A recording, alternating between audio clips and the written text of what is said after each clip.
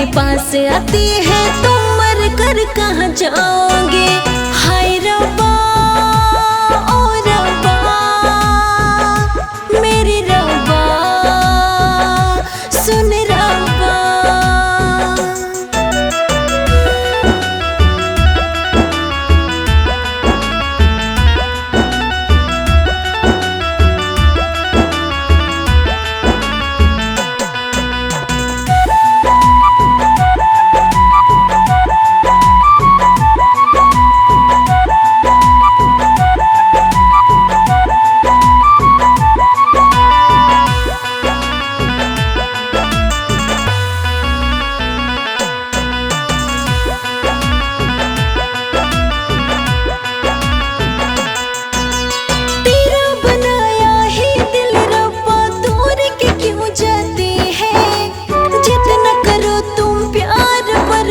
छोड़ के क्यों जाते हैं।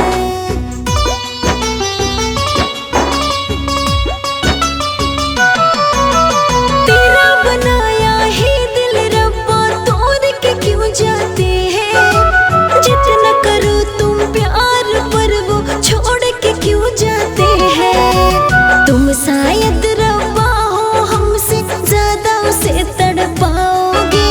तुम शायद रब्बा हो हमसे ज्यादा उसे तड़पाओगे।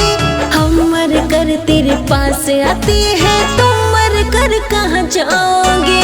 हाय रब्बा ओ रब्बा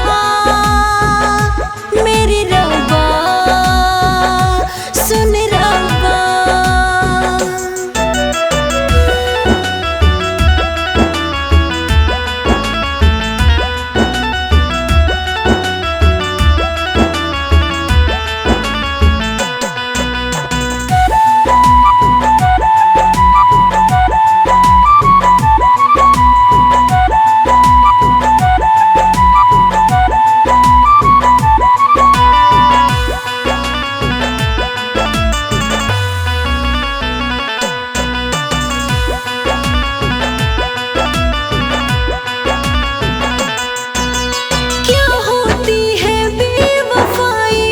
कुछ भी न जानू प्यार का दूजा नाम है रब्बा बस इतना मैं मानू।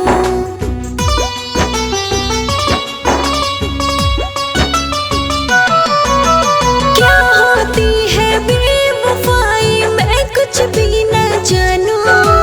प्यार का दूजा नाम है रब्बा मैं इतना ही मानू। फिर भी मैं कहती हूँ तुम भी दूर नहीं सह पाओगे।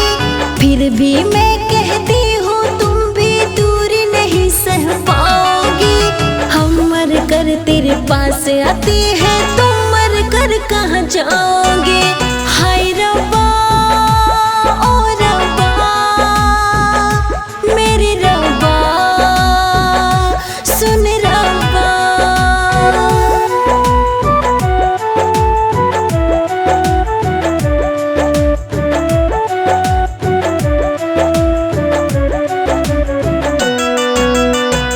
रब्बा तू इश्क न करना करने पर पछताओगे।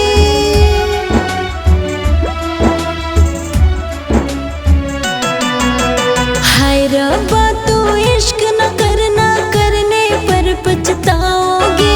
हाय रब्बा तू इश्क न करना करने पर पछताओगे। हम मर कर तेरे पास आते हैं तुम मर कर कहाँ जाओगे।